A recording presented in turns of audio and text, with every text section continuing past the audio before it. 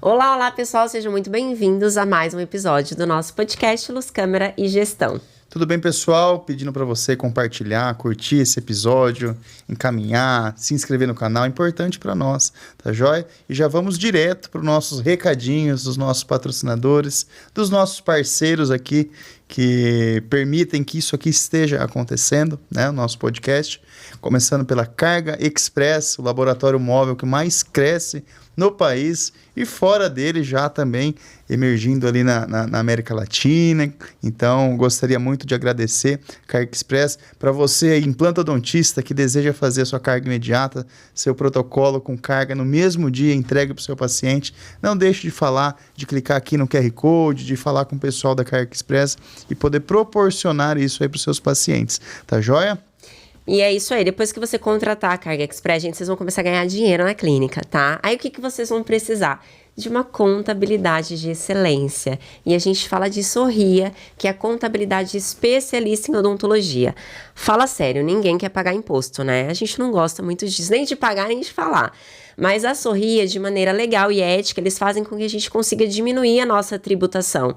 Então é bem bacana, porque a gente consegue ter um conhecimento melhor, pagar menos imposto de maneira legal e assim faturar mais dentro da nossa clínica. E hoje eu que vou chamar o nosso convidado, tá? Esse convidado, inclusive, foi um dos meus professores na especialização e o currículo dele é intenso. Bom, ele é especialista em radiologia, especialista em estomatologia, especialista em cirurgia e traumatologia bucomaxilofacial, mestre e doutor em diagnóstico bucal, habilitado em esporte básico e avançado de vida, chefe de equipe em cirurgia bucomaxilofacial do Hospital São Luís. Então seja muito bem-vindo, Francisco Otávio Teixeira, mais conhecido como Paca. Muito obrigado. Se falar Francisco Otávio, ninguém vai saber, sabe. Né, Paca? É verdade. Seja bem-vindo, viu? Eu agradeço o convite, doutora Jaqueline, doutor Matheus, um prazer, uma honra estar aqui presente, podendo conversar aí sobre os assuntos diversos da odontologia e da medicina. É isso aí. Deu tudo certo, né? Tivemos alguns percalços aí, né? Uma hora a gente não podia num dia, outra deu não, mas vamos trazer o Paca aqui pra gente bater um papo legal, né? E começando aí com o nosso primeiro questionamento para os nossos convidados, né? Como que era a sua infância? Já pretendia ser dentista? Você tinha algum parente, algum pai familiar que era dentista? Como que foi essa história? Ah, não, quero ser odontólogo. Essa história é interessante. Eu sempre quis ser militar. Meu pai era militar, oficial do Exército, e sempre muito atuante, né? Morava numa vila militar, meu pai me levava para acampamentos, para praticar tiro, era muito intenso o meu contato dentro de um quartel do Exército.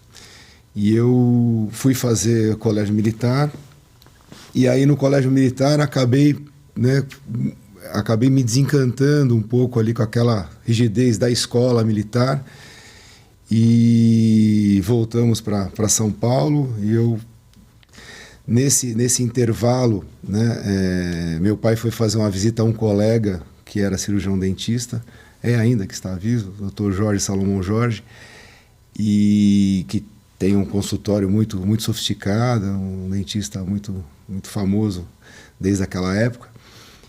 E eu, quando fui junto com meu pai e conheci ali o consultório, me encantei por aquele espaço, pela rotina, né? Ele, dentista, fazendo seus horários, né? Tendo a possibilidade de marcar os pacientes dentro das suas necessidades. Você tinha quantos anos, mais ou menos? Eu tinha uns 13, 14 anos.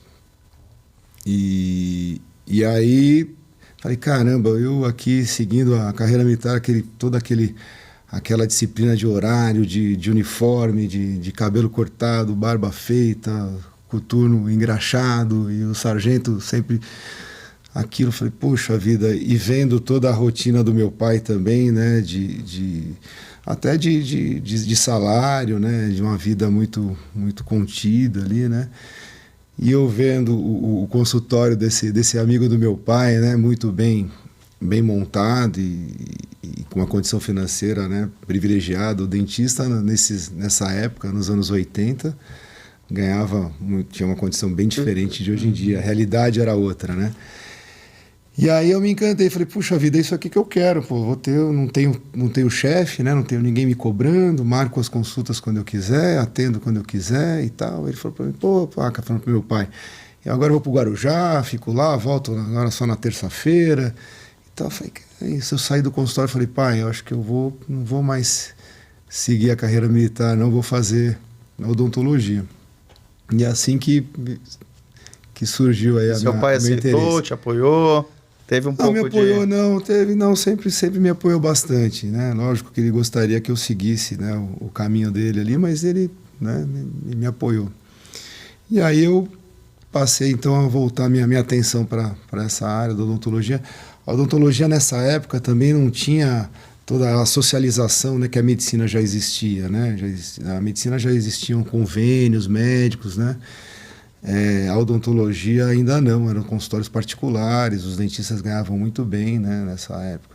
Uhum. E aí a coisa foi se alterando, né? Muitas faculdades abrindo e a concorrência toda e o nível profissional, né, de maneira geral. E aí hoje em dia já a realidade é outra, né? Não só para odontologia, mas para medicina, para todas as áreas, né? E vocês eram de São Paulo, interior, de onde vocês eram? Eu nasci em Campinas. Meu pai, né, militar, era instrutor da Escola Preparatória de Cadetes em Campinas, na época. Então vivi até os 2 anos lá e depois viemos para São Paulo. E seguimos aí em alguns locais, né? Moramos em Brasília, no Rio de Janeiro, em Campinas, em São Paulo. Não tive vários locais do Brasil, porque eu tenho um irmão, meu irmão teve uma doença de pele, teve pênfigo vulgar na sua infância e ficou hospitalizado 6 meses no Hospital das Clínicas. Então, foi muito grave, quase morreu e tal.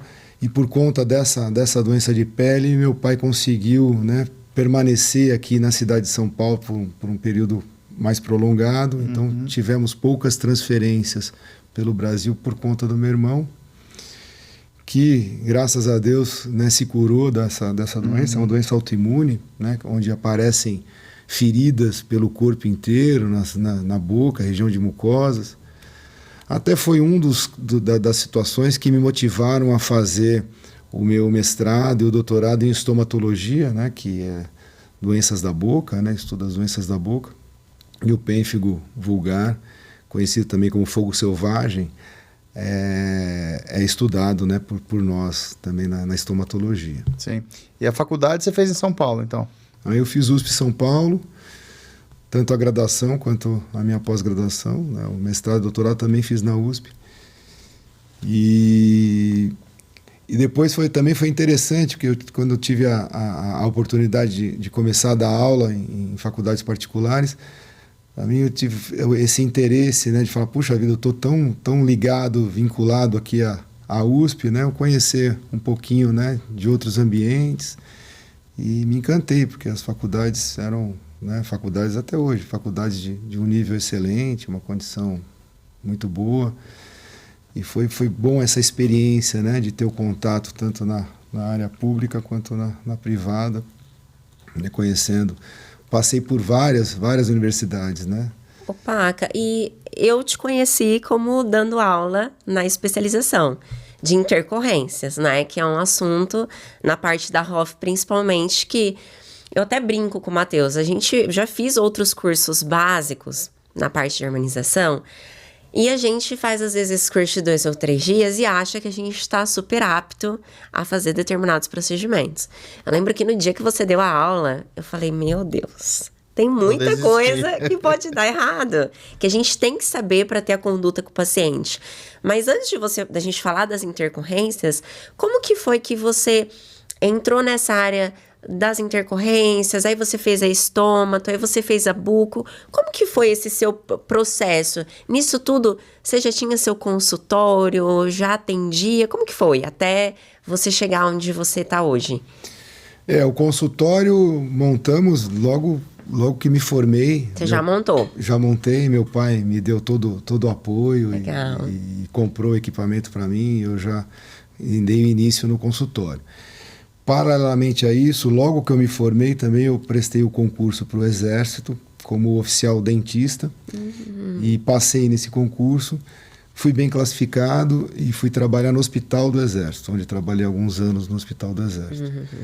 Lá no hospital eu tive o contato com a área de cirurgia, com a área de estomatologia e já fui, né, me direcionando para essa situação.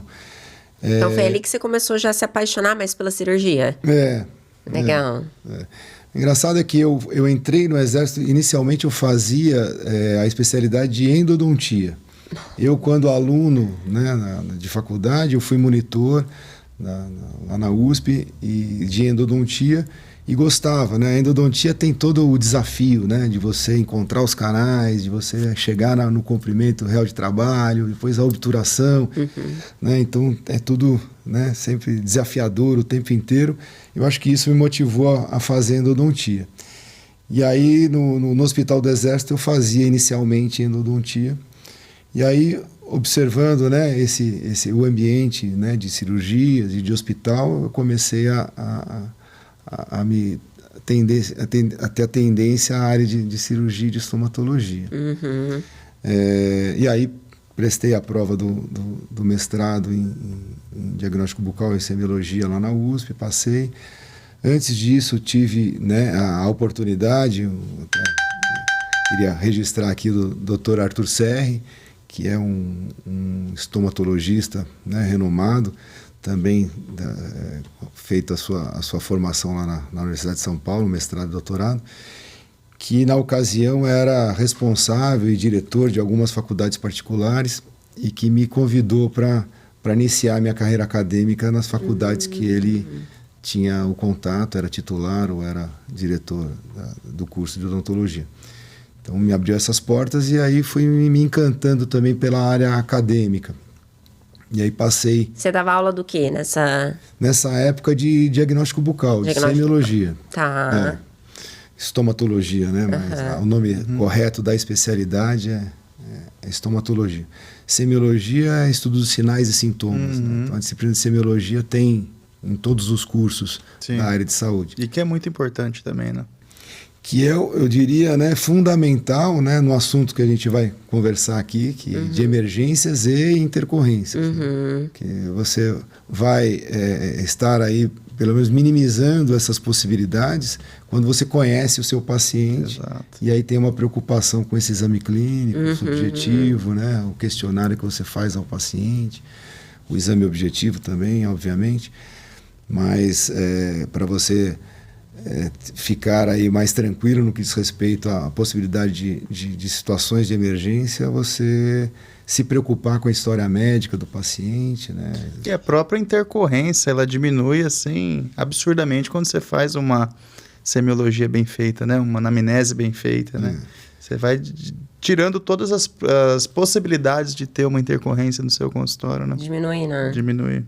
Hoje, essa parte de emergência médica, assim, que a gente fala, e intercorrência, você vê que ainda é um assunto que as pessoas têm muita dificuldade de ir atrás, de pegar esse conhecimento? Eu acho que são as duas situações, né? As pessoas têm uma certa... não sei se negligência, mas, né, acabam subestimando essas possibilidades. Acha que não vai acontecer, talvez? Acha que não vai acontecer. E também, do que a gente estava falando sobre a anamnese, a semiologia propriamente dita, também o profissional negligencia essa atenção, né?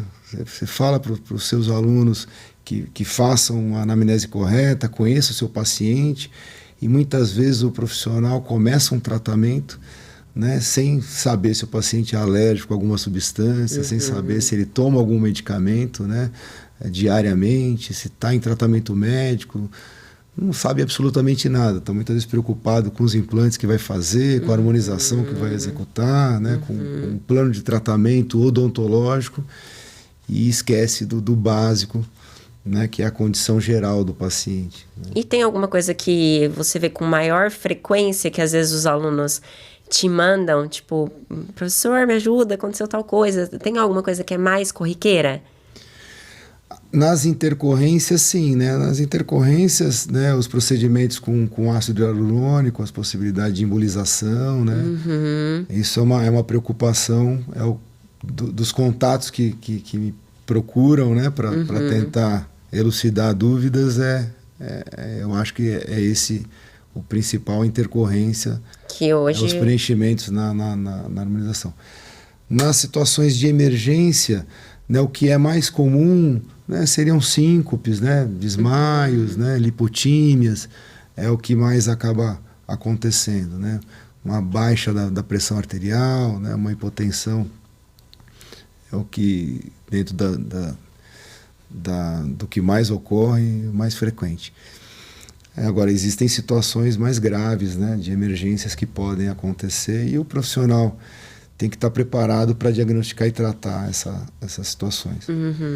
Normalmente, né, quando eu faço esses cursos ou as aulas de emergências, eu costumo dizer no início, nós como dentistas temos a obrigação, né, de termos conhecimentos básicos, porque as situações podem acontecer durante o tratamento odontológico, um paciente passar mal, perder os sentidos, ou ter uma crise de angina, de infarto, uma crise hipertensiva, uma situação qualquer.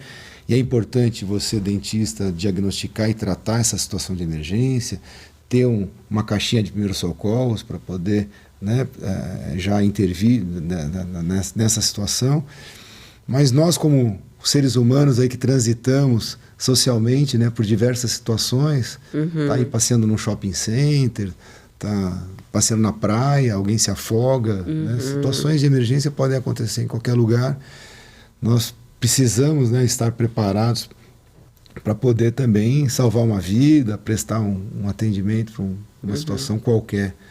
Então, o foco dessas aulas é poder expandir, né, o conhecimento e citar situações não somente dentro do consultório, mas situações gerais. Né? Eu acho que deveria até ter um respeito maior por essa parte, né, de suporte básico de vida, até na rede pública, né? Você pega, por exemplo, às vezes você tem uma expansão da rede pública de atendimento odontológico, muitas vezes o dentista que está ali, o colaborador que passou no concurso público, não sabe o que fazer, né, com aqueles pacientes.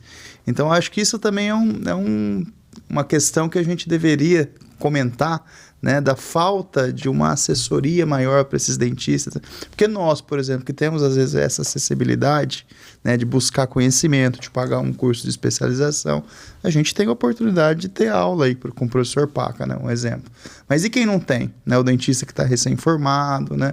Muitas vezes ele não tem isso na grade curricular, na matéria ali da faculdade, né, na disciplina. Eu, pelo menos, não lembro de ter tido algo sobre suporte básico de vida, né?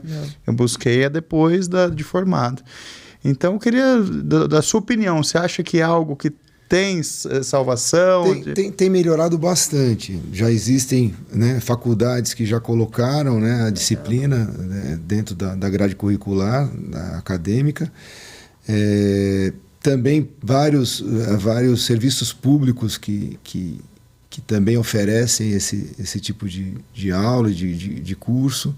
Recentemente eu estive em Campinas, né, a convite de um dos vereadores lá de Campinas, e aí todos os dentistas, né, concursados lá da cidade participaram de uma aula, de um curso de suporte básico de vida, de emergências.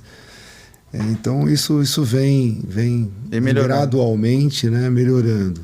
Ô Paca, mas por exemplo, para algum dentista que está assistindo, que ele nunca fez nenhum curso, ele não sabe, tem alguma dica prática, por exemplo, isso aqui de repente é importante você passar, observar na anamnese, ou algo que de repente pode ali acontecer com o paciente, ou que tipo de suporte ali, de suprimento ele deveria ter. Tem algumas diquinhas, mas obviamente, né, a pessoa precisa ir atrás, se aperfeiçoar, porque pode acontecer uma série de situações. Mas tem alguma coisa que de repente, às vezes até na anamnese, a pessoa poderia ver ali para não cometer tantos erros ou não ter esses riscos, que você consegue dar de dica? Olha, por incrível que pareça, se o dentista fizer a anamnese, né? Correto. Porque a gente fala, mas não se coloca em prática. Entendi. Porque se conhece o básico, né? Porque muitas vezes o paciente... Eu acho que a conversa com o paciente ela é muito importante e o dentista acaba não dando essa atenção, né? Então, vou te dar um exemplo. Às vezes o paciente é diabético, ele não informa o profissional que é diabético e toma lá a medicação dele. E aí vai se programar um implante, né? Por exemplo, olha, então vamos fazer o implante tal dia, tal hora, tal... Ok. O paciente, na cabeça dele, fala, bom, implante, cirurgia. O paciente acha que o implante é uma situação de grande complexidade, né? Vou colocar um parafuso no osso, né? Uma cirurgia, né? Complexa, né? Fica ansioso. E aí ele associa, bom, implante, cirurgia, anestesia. Anestesia, jejum. Né? O que para nós é óbvio, né? Então nós sabemos que, né, o jejum é exigido nas cirurgias hospitalares por conta da anestesia geral e etc. Mas para as anestesias locais não há necessidade de se fazer o jejum. Mas muitas vezes o paciente não sabe disso. Ele vai fazer um implante, que é uma cirurgia, né? E aí a cirurgia eu vou tomar anestesia. E aí vai para o consultório, toma o hipoglicemiante dele ou toma a insulina e faz o jejum, porque vai ser submetido à anestesia. Então, isso é só um exemplo de que como a comunicação ela é importante, né? Orientar o paciente, a gente vai fazer o implante, é uma cirurgia, mas você tome o seu café da manhã como de rotina, tome seu hipoglicemiante e venha para fazer a cirurgia. Quer dizer, aí já pecou das duas situações. Ele já não sabia que o paciente era diabético, porque não perguntou, e o paciente também muitas vezes, né, não, e é acha muito... que não tem importância de se comentar. É engraçado porque, assim, engraçado de uma maneira... Às vezes a gente pergunta pro paciente, fulano, você tem algum problema de saúde? Toma alguma medicação diária? Aí, às vezes, ele fala assim, não. Aí você fala, de repente, para diabetes, pressão alta, antidepressivo... Ah, para diabetes eu tomo. Ah, para pressão também. O paciente precisa ser estimulado ali a te responder, porque ele... Na cabeça dele, acho que é tão rotina que ele... Né? Ele fala que não. Por estar regulado, ele acha que está tudo bem, né? Não considera que ele tem o problema agravante, né? Exatamente. E você está falando outro exemplo, né? O paciente hipertenso, né? Hoje, né, existem trabalhos, né, da área de cardiologia que dizem que 46% das pessoas acima de 40 anos são pelo menos hipertensos leves. Isso é um trabalho publicado pela Organização Mundial de Saúde. Caramba. Então isso é mundial. Quase metade, 46% das pessoas acima de 40 anos são pelo menos hipertensos leves.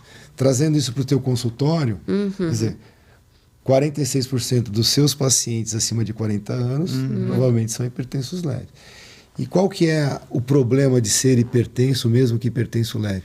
O paciente hipertenso ele tem variações pressóricas maiores do que o paciente normotenso. Quem é hipertenso, mesmo hipertenso leve, no decorrer do dia, tem variações, picos pressóricos, e que podem acontecer durante o teu tratamento, né, que gera ansiedade. Outra coisa interessante, né, que a gente não se atém, para quem é dentista e tem esse dia a dia, as coisas ficam muito automatizadas, né? Então, abre a boca e tal, né? Você vai, né, aplicar o anestésico, né, adaptar uma matriz, ou fazer o implante, o tratamento para nós que estamos ali diariamente, fica tudo muito automático. E para o paciente não, né? O paciente é uma novidade. É a primeira vez ali, é uma expectativa, uma ansiedade. Então, é importante também dar essa explicação, né, do que vai ser feito, tranquilizar o paciente, né? Usar um anestésico eficiente. Aferir a pressão desse paciente. Aferir a pressão. Eu costumo dizer que é importante você aferir a pressão na consulta inicial, obrigatoriamente. Né? Conhecer o seu paciente. Você até comentou desse dado da OMS, né? Tive uma situação essa semana mesmo, um paciente jovem, 40 e poucos anos, pressão 21/11. Sem sintomatologia nenhuma, né? Pronto para operar. Né? E falaram, não vamos operar, você tem que ser investigado. Por que essa pressão? Você é um cara Ele jovem. tomava medicamento? Não tomava nada. Aí ele falou, eu já passei no trabalho mesmo, no médico do trabalho, ele falou que eu precisava procurar, só que ainda não fui atrás. Então você vê os consultórios odontológicos é a grande oportunidade de se fazer o diagnóstico de hipertensão. Porque a hipertensão ela é conhecida como assassina silenciosa. O paciente tem, não sabe que tem. Não sente nada. E acaba descobrindo numa situação como essa. Vai no dentista, o dentista mede a pressão, a pressão está alta. Eu fiz o diagnóstico de hipertensão na minha mãe, dessa maneira. Olha. Há muitos anos atrás eu fui fazer um procedimento cirúrgico, uma cirurgia periapical, num prézinho dela, um pré-molar. E aí medi a pressão estava alta. Falei, pô, mãe, a sua pressão está um pouquinho alta, vamos deixar para outro dia e tal. Né? Voltou no outro dia, medi de novo. Alta de novo. Olha, tem que procurar um cardiologista, essa pressão estava alta aquele dia, está alta agora novamente e tal. E aí ela foi no cardiologista e toma medicamento para pressão até hoje. Olha só. Então quem fez o diagnóstico fui eu. E várias situações já aconteceram, né, nesses anos de profissão, de fazer o diagnóstico de pacientes que E é um cuidado assim que o paciente fica muito grato, né? Às vezes o dentista acha, putz, eu vou ter que cancelar o atendimento, ele vai procurar outro, vou perder esse paciente. Acho que é muito pelo contrário, né? Esse paciente ele vai se sentir cuidado, seguro, se sentir assistido, né?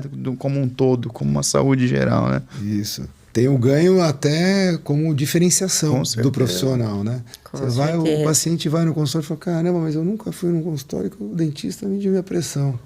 Né? E se for parar pra pensar, realmente, a gente que é da área da saúde, é da nossa responsabilidade ter esse cuidado de saber o que ele toma, se ele tem algum problema, porque ele não sabe, ele tá confiando lá no profissional, né? Tanto para fazer um procedimento cirúrgico, quanto para, de repente, ver essa questão da pressão, descobre alguma coisa.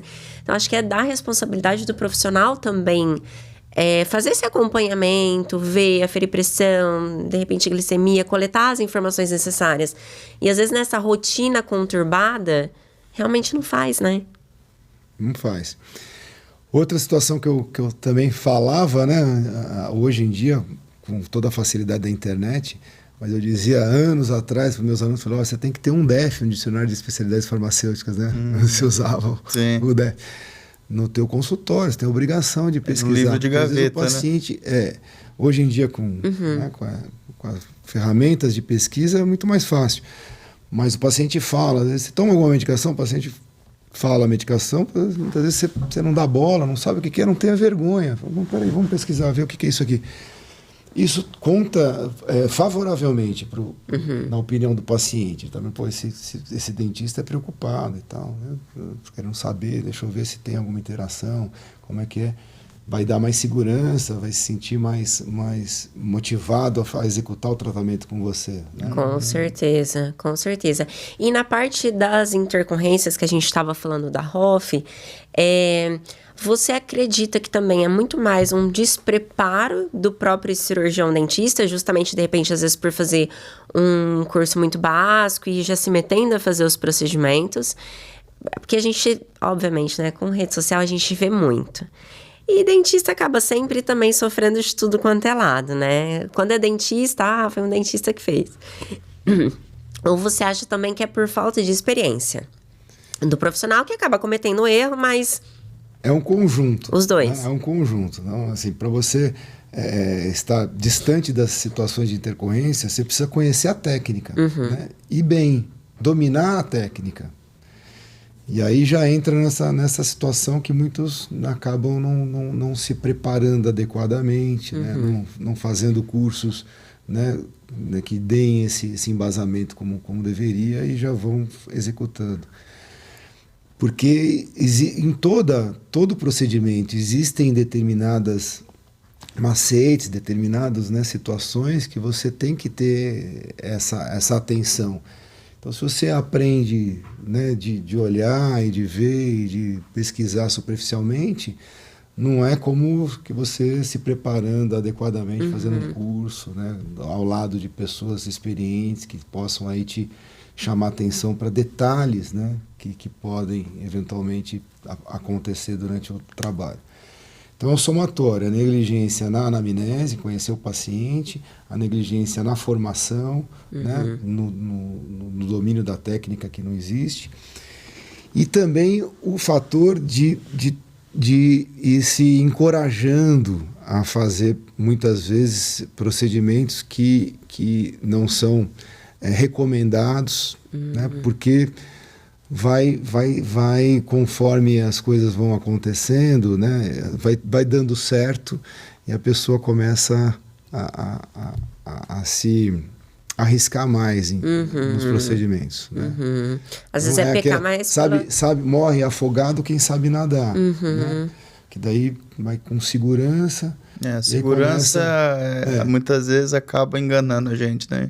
Sempre falo também que a gente nunca pode ter total segurança daquele procedimento, né? Tem que ter um medinho. Você vai fazer lá um preenchedor, por exemplo, não faz a aspiração, né? Como deveria, está trabalhando numa área perigosa, né?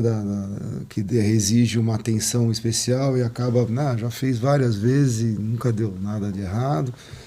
Então vai pecando aos poucos. Essa região aqui... A minha percepção, só um minutinho, amor. Minha percepção de fora da ROF, eu como cirurgião, eu vejo que está diminuindo muito, né? Porque eu acho que quando lançou a ROF para odontologia, né? Eu acho que as intercorrências eram mais agressivas. Aí eu percebi que aos poucos as pessoas foram... mas isso não é para mim, talvez não vou fazer, ou talvez precise estudar mais. É uma percepção. Profissionais? Os profissionais. Eu acho que deu uma diminuída, ou não? Eu acho que não. Você Talvez que a trabalha... divulgação, né? Talvez a divulgação, né? Acho que num determinado Eu acho momento... que os pacientes, talvez, alguns estão, por tanta divulgação de intercorrência, estão tendo também mais consciência de repente, procurar alguém com experiência, mais né? experiência. Outra vez eu até atendi... Quando eu faço alguma coisa, eu peco pelo excesso de cuidado, porque eu ainda, né, fico preocupada de dar algum problema com o paciente. E aí teve uma paciente que eu atendia, que foi lá na clínica, que ela já tinha feito alguma coisa no rosto, mas ela não sabia o que era. Mas é isso que você falou, Paca, conversando. Porque você fala, você já fez alguma coisa? Não. Mas nada, nunca colocou nada no rosto. Uma vez, há muito tempo atrás, eu fui num médico, ele colocou um negócio, mas eu não lembro o que era. Aí pedi pra ela fazer o ultrassom, era PMMA. E aí eu pensei, falei, cara, já pensou se eu vou lá, aplico um monte de negócio nela e dá algum problema? Mas foi exatamente isso que você falou. Eu fico perguntando, principalmente às vezes paciente que tem mais idade, que provavelmente pode ter pego essa época de usar PMMA. E aí as pessoas às vezes fazem isso. Eu não sei se você também pega às vezes intercorrência, alguma coisa de PMMA. Sim. Porque as pessoas não perguntam ou não sei. Só faz. Pergunta, o paciente não fala. O profissional não pergunta, não insiste, né, não investiga da maneira adequada. Outra situação é o próprio profissional também conhecer bem os limites, né, da indicação e da não indicação. Porque muitas vezes o paciente ele quer, né, você falar qualquer absurdo para ele, vai melhorar, ele vai ficar mais bonita, ela quer fazer. E até os limites de atuação, né? Porque você vê muito dentista fazendo coisa de plástico, né? Sim. Que pega outras áreas aí, fazendo bléfaro, fazendo... Que a gente vê, poxa, como assim, né?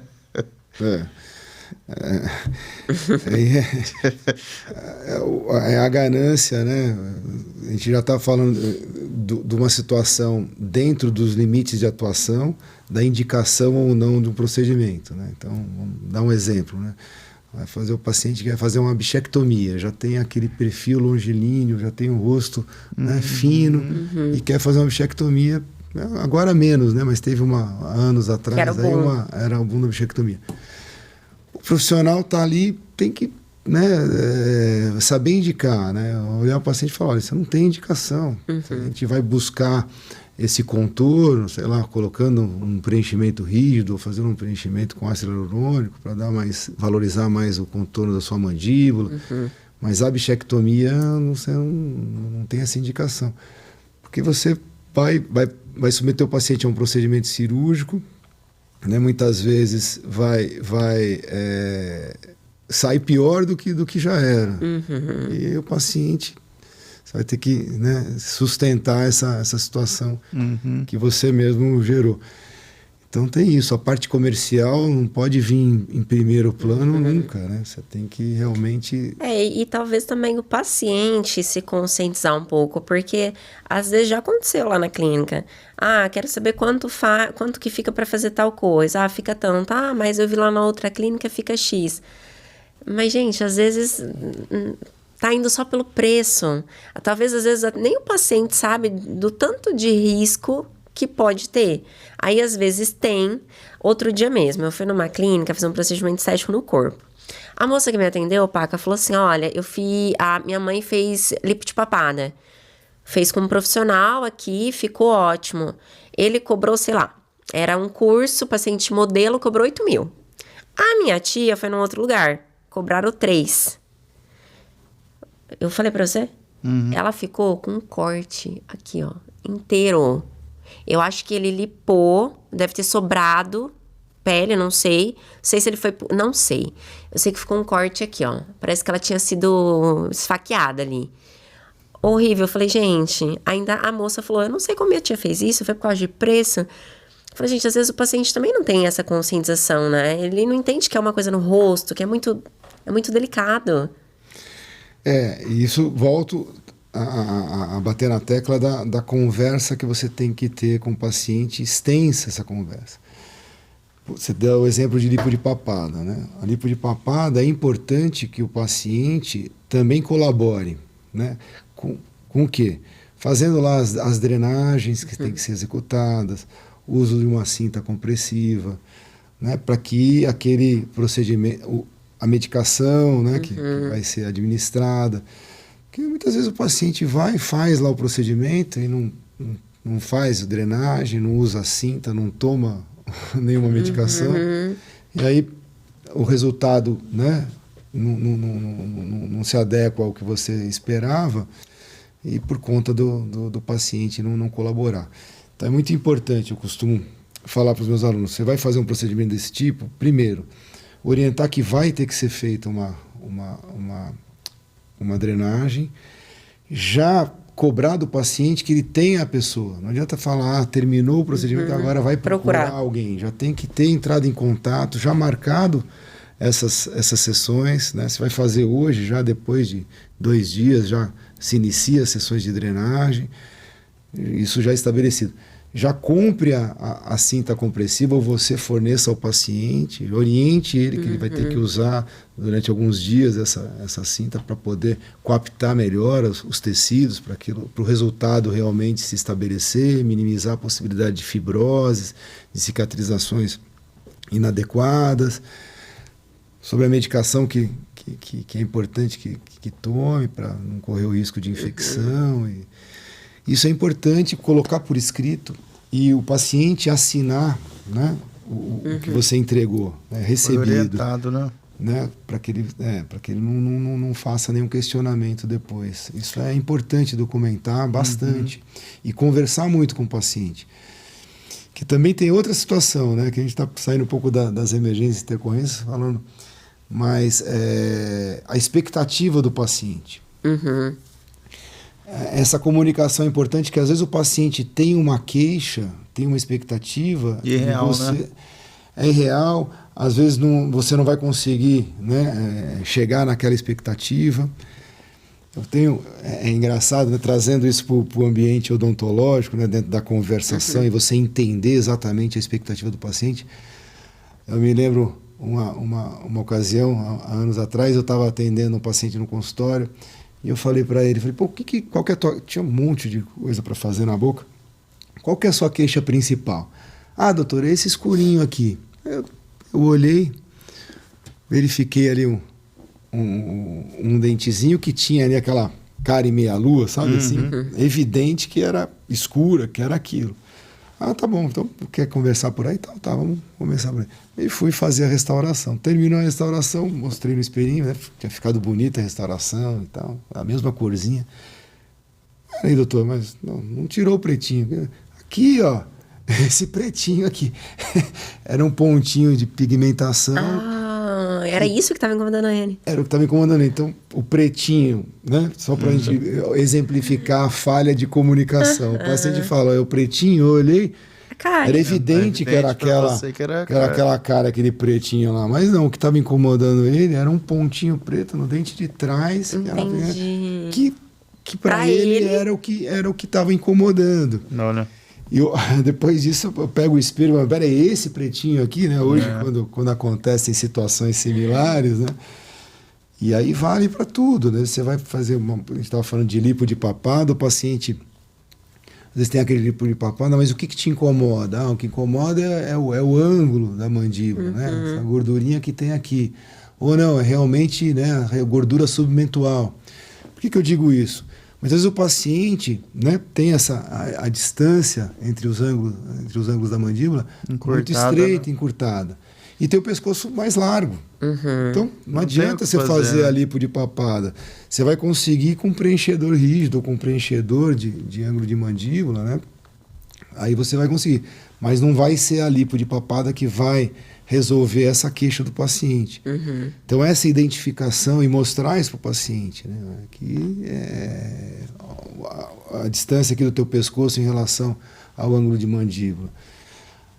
Entender, não, a queixa é o chamado queixo duplo, né? Parece que eu tenho 2 queixos. Ok, aqui é uma situação favorável que a gente consegue reduzir bastante, vai melhorar bastante. Quando em fotografia que eu vejo aqui, tem uma gordurinha aqui, logo abaixo do queixo. Ok. E mesmo assim, explicar as limitações.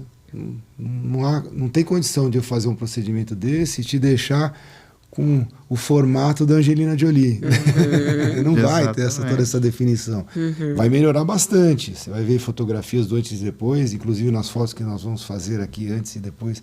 Documentar, né? Documentar. Mas então essa conversa franca, olho no olho com o paciente... eu sempre falo pra gente jogar a expectativa lá embaixo do paciente, né? Porque qualquer resultado acima daquilo vai ser previsível para você, né? Agora você fala, não, vou te entregar um implante que vai ser igualzinho o seu dente. Putz, aí você tá ferrado. Porque ela vai gerar uma expectativa absurda, né? E você que faz bastante implante, Matheus... Isso é muito comum, né? Porque o paciente acha que o implante substitui de tudo, né? Integralmente ali o dente. Aqui eu tiro e passo implante. Poxa vida, se soubesse que... Né? Não é bem assim. Não é assim, né? E hoje como que é a sua rotina? Hoje você dá as aulas, você tem o seu consultório, você é buco, faz cirurgia. Como que é a sua rotina hoje? Seu dia a dia. Acorda às 6 horas, vai correr. Difícil, gostaria de poder. São Paulo não tem muita opção, né?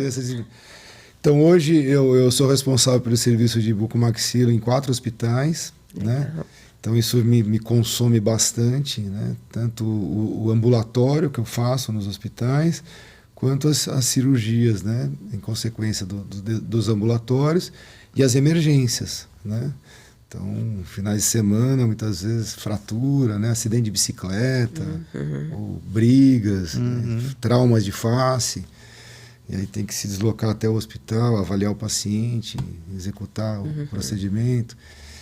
Então, tenho esse trabalho. Tenho a minha clínica também, né? Já há muitos anos. E trabalho... Né? Você ainda atende? Atendo bastante. Onde que fica a clínica hoje? Fica na Vila Mariana, aqui em São Paulo, na Rua Pelotas. E já estou lá na Rua Pelotas há muitos e muitos anos. Faço principalmente cirurgias, né? Cirurgia de extração de terceiros molares, implantes, cirurgias de patologias, né? Recebo muitas indicações, porque meu mestrado e doutorado é em estomatologia. Então, atendo bastante doenças da boca. E tem alguma preferência? Assim, o que te brilha mais os olhos? É a cirurgia bucomaxila, é o trauma, é a ortognática, é a harmonização, é a semiologia, é a patologia? O que você fala assim, putz, isso é o que eu mais gosto de fazer, que eu me sinto realizado? Ou é todo o conjunto? Não, eu gosto de cirurgia e de estomatologia, né? Principalmente. Gosto de operar, gosto desse ambiente... Né, de hospital, de executar os procedimentos cirúrgicos é o que me encanta, e as doenças, né, que muitas vezes têm a sua resolução cirúrgica, né. Eu entrei na cirurgia propriamente dito depois da estomatologia. A estomatologia estuda doenças da boca, que são situações que podem ser tratadas com medicamentos, né? E outras têm a sua resolução cirúrgica, né? Cistos, tumores e etc. Você vai remover cirurgicamente. Então eu me senti um pouco frustrado, né? De conseguir diagnosticar, mas não resolver, né? Com não dá sequência no caso, né? Com todo o refinamento, né? Toda a finalização do problema do paciente. E isso me motivou, então, a fazer cirurgia bucomaxilo pela ligação com a estomatologia. É que nesse caminhar todo, eu acabei, né, me encantando também pelas emergências, né? E comecei a dar aula de emergências. Hoje eu sou convidado para... Segue dando aulas ainda. Isso, dando aula de emergências aí nos cursos de especialização, né? Em cursos também só sobre emergências, mas viajo o Brasil, até fora do Brasil, falando de emergências. E aí, a convite de uma escola de harmonização, que eu já dava aulas de emergência, me sugeriram que começasse também a falar das intercorrências. Né? A execução dos procedimentos de harmonização não é o que eu executo no meu dia a dia, né? Mas sim as intercorrências. Então, na minha clínica, eu tenho profissionais que fazem o trabalho de harmonização. Eventualmente, se tiver alguma intercorrência, é comigo. Mas eu executar a harmonização não é o que eu faço no meu dia a dia. E você comentou também, fazendo um gancho aí com as emergências, da caixinha, né? Como que é a sua caixinha de emergência no consultório, para o dentista que está assistindo? Qual que é a medicação que é legal ter? O que você precisa prestar atenção? Quais são os parâmetros ali que você tem que observar? Ter um oxímetro, ter um aparelhinho de pressão, né? Um esteto... O aparelho de pressão é obrigatório, né? Todo consultório deve ter medir a pressão arterial de seus pacientes e ter o aparelho de pressão. Claro, alguns medicamentos você deve ter na tua caixinha de primeiros socorros. Então, um medicamento para combater uma crise hipertensiva, né? É interessante que você tenha.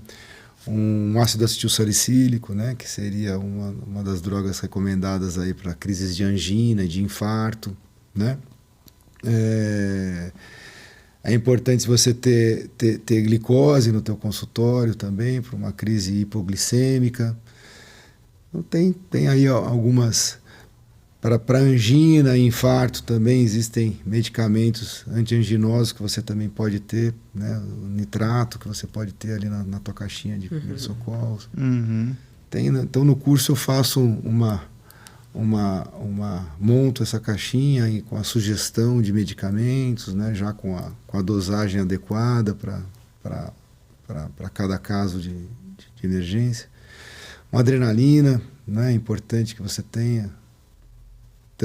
Tanto para os casos aí de reação anafilática grave, né, como uma situação, né, extrema de parada cardiorrespiratória, a droga de primeira eleição, segundo a American Heart, para todos os casos de parada.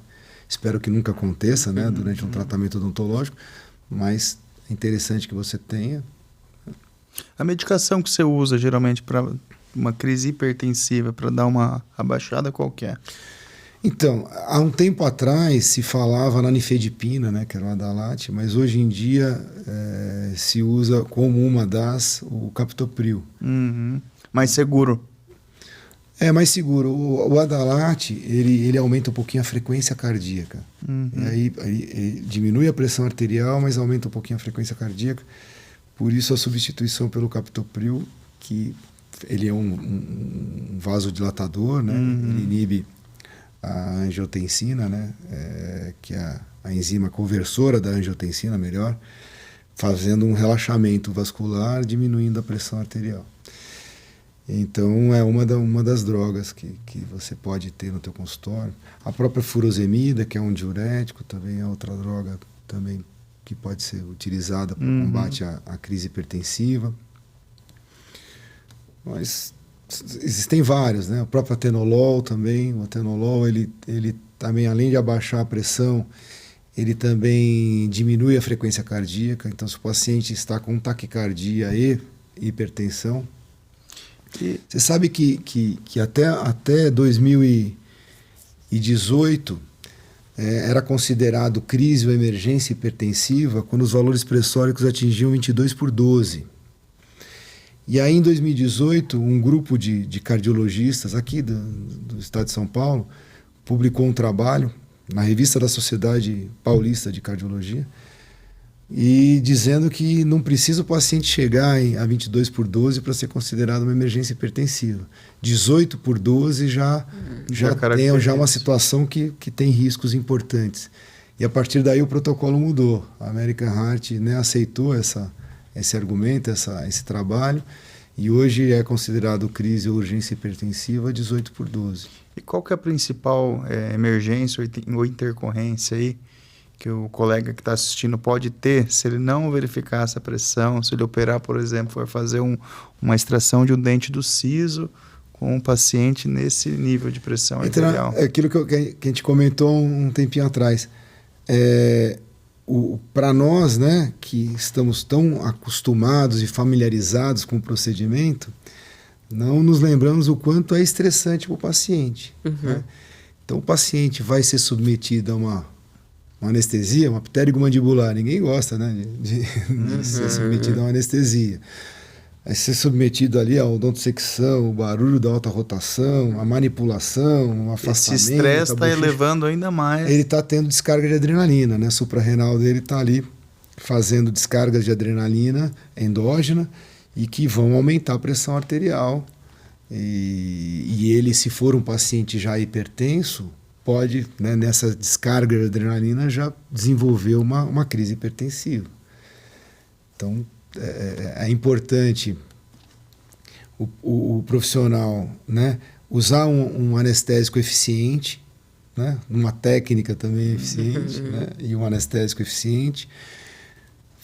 Ter a competência para fazer, também tem isso, né? Tem muitos profissionais que não têm a habilidade, a competência de fazer uma extração de um dente, um terceiro molar, de anestesiar bem. Subestima o procedimento, né? Às vezes vê lá o dente e fala, isso aqui eu consigo fazer. E às vezes não indica para um especialista e vai executar o procedimento, não consegue extrair o dente, ou tem uma sobremanipulação na região e vai estressando, né, ainda mais, vai se prolongando o procedimento. Aí o paciente fica doido. E às vezes nem consegue remover o dente inteiro, né?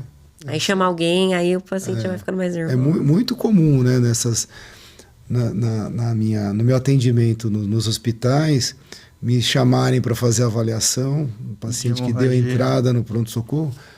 Com isso, o profissional tentou extrair o dente e deixou pedaços remanescentes de dente, infeccionou, o paciente com abscesso entrando no pronto-socorro, e aí me ligam para fazer essa avaliação. Eu solicito lá uma tomo, quando eu vou ver tem lá um resto de dente, né? Dente de raiz infectado, e tem que...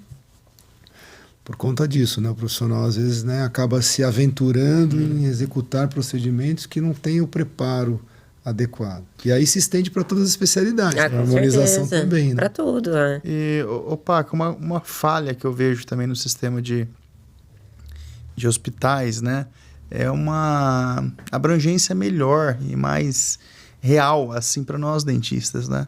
Nós, como buco, né, temos um acesso mais facilitado. E muitas vezes também é um pouquinho complicado. Mas eu acho que deveria ter um discernimento para o dentista que quer levar um paciente seu, que tem ansiedade, que tem hipertensão, que tem alguma comorbidade mais séria, para um hospital, para ele conseguir operar, né? O que você poderia me falar, se isso aí pode mudar, se você acha que tem uma forma do cirurgião dentista conseguir um acesso ao hospital com mais facilidade para levar seus pacientes? Eu tenho sentido que isso também tem melhorado, né? Hoje em dia tem aquela situação chamada imperativo clínico, né? Muitas vezes o paciente tem uma alteração clínica qualquer que exige que esse tratamento odontológico seja feito sob anestesia geral no ambiente hospitalar, né? Então, vou dar o exemplo, né? Eu que trabalho, inclusive, lá na ACD. Às vezes o paciente tem uma paralisia cerebral, né? Um paciente que não deixa você mexer para fazer uma restauração.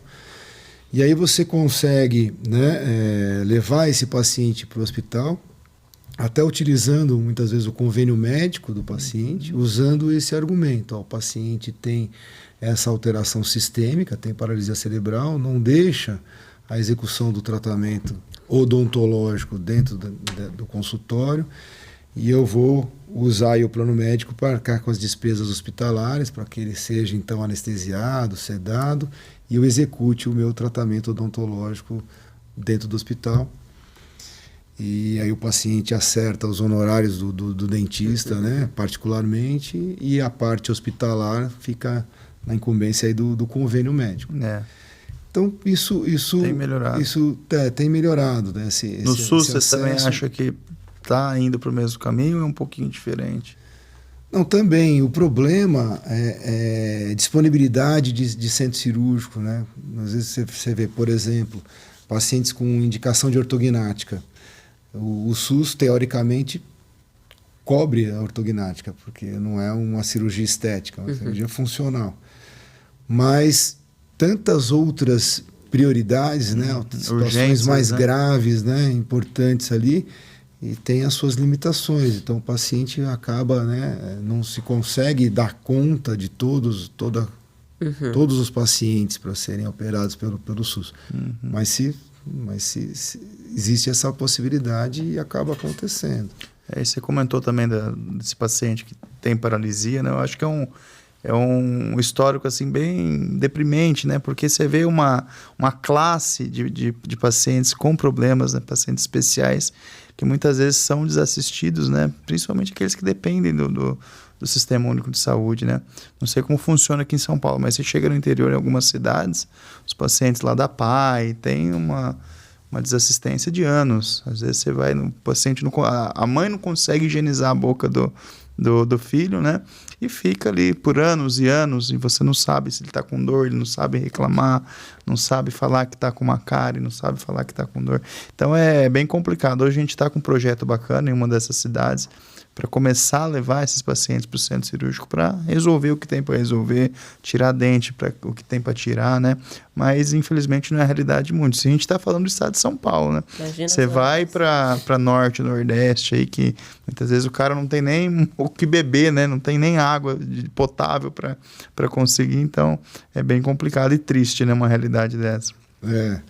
Mas é importante, né? É nobre aí da tua parte despender um tempinho, né, da sua agenda para prestar esse tipo de atendimento. Claro que não consegue resolver todos os mas casos. Se cada um fizer um pouquinho, né, a gente já tem...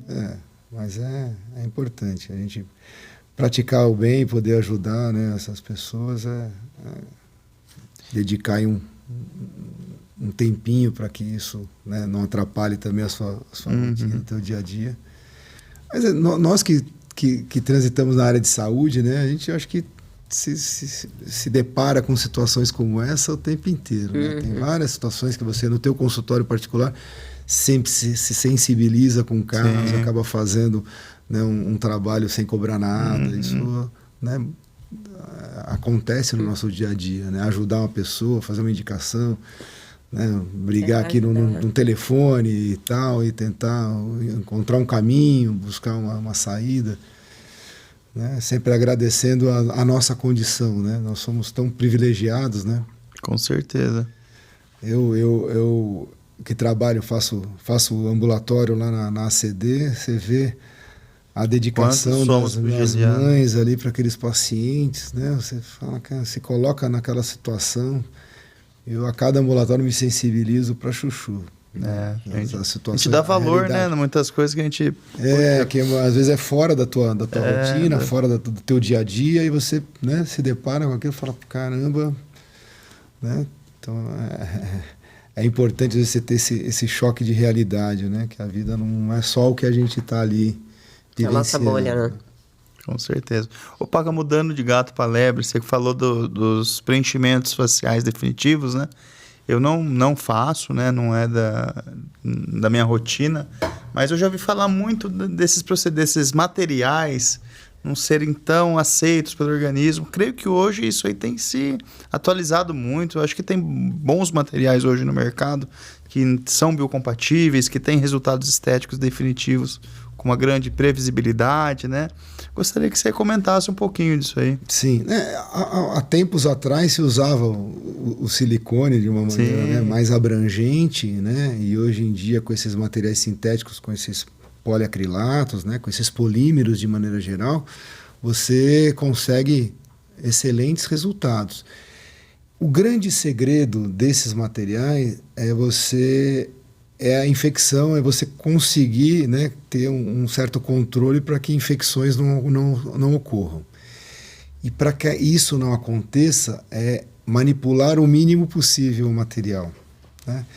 Eu acho que aí o ponto de dificuldade, porque esses materiais, na maioria das vezes, são materiais de estoque. Então você compra ali no tamanho PMG e vai fazer ali, por exemplo, uma prótese de mento, e você tem que, muitas vezes, adaptar um daqueles tamanhos na região que você está querendo colocar. Você consegue cortar com bisturi, né? Fazer uma adaptação para a região, mas você está manipulando, né? E quanto menos manipular, melhor.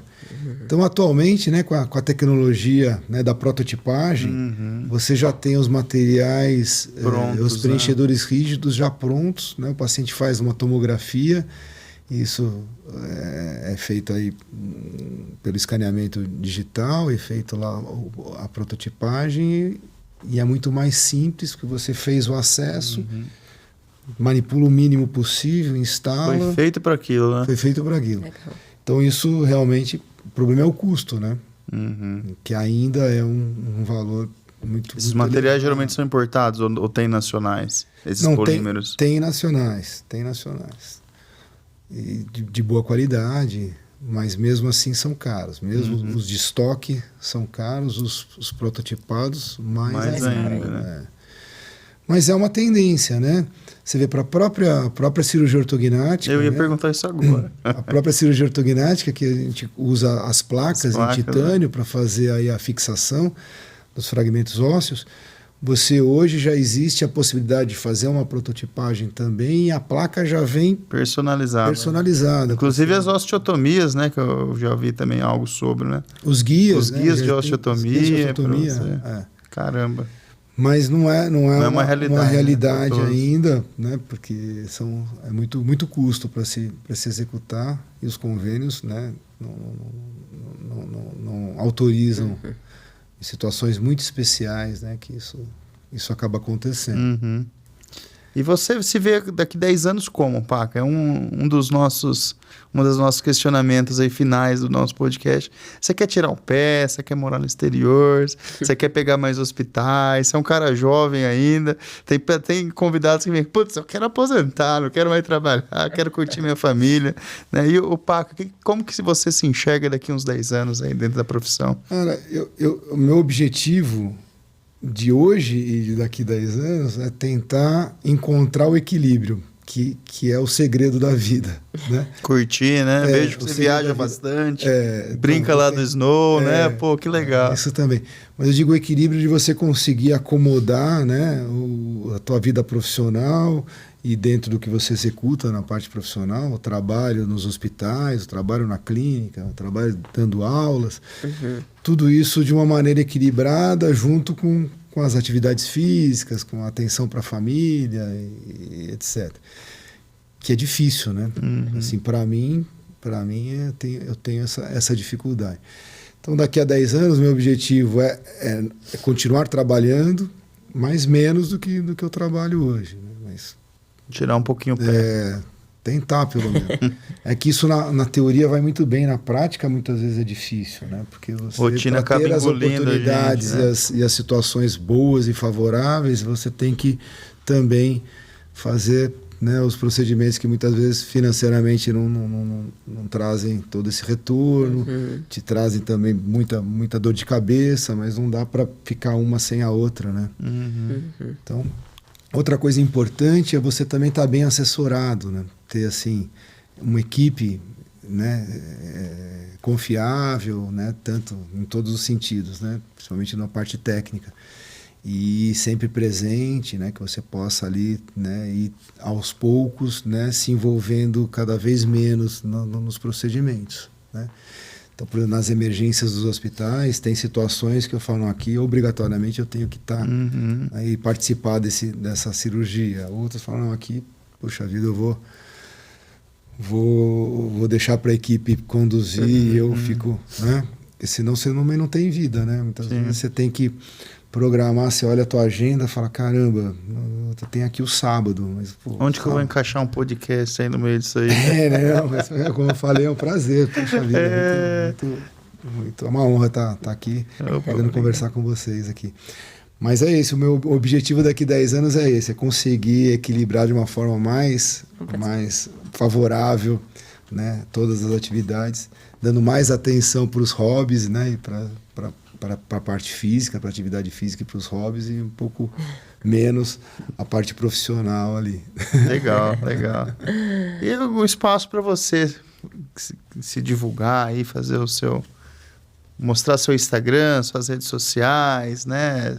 Para os pacientes que são de São Paulo, próximos aí da Vila Mariana, que estão assistindo esse episódio, quiser buscar o Dr. Paca lá para ser atendido, fica à vontade. Muito obrigado pela oportunidade, Matheus. Então, eu tenho uma clínica, né, que fica na Vila Mariana, aqui em São Paulo, número 562, e estou nas redes sociais, @Francisco Paca. Para te falar a verdade, não tenho todo esse empenho, né, na divulgação do meu trabalho em redes sociais, mas isso é uma coisa minha. Eu acabo, né, talvez sendo um pouco tímido em exercer toda essa atividade de propaganda, de mostrar o trabalho. Eventualmente eu posto algumas coisas e tal, mas não tenho essa rotina. Também me policio para tentar adquirir essa situação também. Precisaria estar mais bem assessorado também, né? Que é outro trabalho, mas por mais assessorado que você esteja, sempre vai precisar, né, você gravar um vídeo, você postar, né? Sempre vai precisar da sua atenção.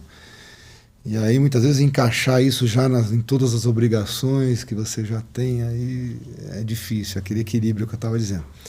Mas voltando, estou à disposição para receber os pacientes. Receber as intercorrências dos colegas. Né, os casos. Tomara que não, né? De patologia de boca, né, que eu gosto bastante, né, de estomatologia, as cirurgias ortognáticas, as cirurgias de maneira geral de bucomaxilo. Estou lá na Rua Pelotas e também faço, como eu falei, o ambulatório na Rede Dor, na região do ABC, Ribeirão Pires, Mauá e Santo André, no Hospital Bartira em Santo André, e aqui no Hospital da ACD eu faço ambulatório nesses hospitais, além de atender... É bastante coisa. Muito bom. Bastante, né? Mas vocês também trabalham bastante. Não tem jeito, né? Dentista é uma profissão que não tem como trabalhar pouco, né? Não. Sua rede social, quem não conhece? Bom, a minha é Gestão Magna, então, pra gente falar mais de empreendedorismo, gestão, negócios, finanças, entrem lá que tem bastante conteúdo. Confesso que eu também preciso voltar a postar mais, final de ano tá correria, mas entre lá que tem bastante conteúdo de gestão. E o seu, amor? Dr. Matheus Caldeirão, para você, dentista aí, ou quem está se formando, né, quer entrar para a área de implantodontia, principalmente, vocês vão ver bastante casos lá, minha rotina diária, que é interessante. Matheus, eu queria aproveitar então, claro, da minha clínica, também tem aí o Instagram da minha clínica. Ótimo, pode deixar. Que é o Clínica Instituto do Sorriso, @Clínica Instituto do Sorriso. O site é www.institutosorriso.com.br. Show de bola. Nós vamos colocar aqui também um QR Code depois, com o Instagram, já vai direto, né, para o pessoal procurar. Quem quiser, só clicar. É isso aí. Obrigado. Muito obrigado mais uma vez pela sua disponibilidade aí nessa correria, né? A gente sabe quanto é corrido o nosso dia a dia, né? Mas por estar aqui, espero que seja o primeiro de muitos retornos. Depois a gente geralmente faz um bate-papo com mais colegas. Então sempre terá oportunidades aí para você retornar para bater um papo com a gente, viu, Paca? Eu que agradeço. Obrigada. Obrigado, Jaqueline, pessoal, viu? por marcar. Mais um Luz, Câmera e Gestão. Um abraço. Tchau, tchau.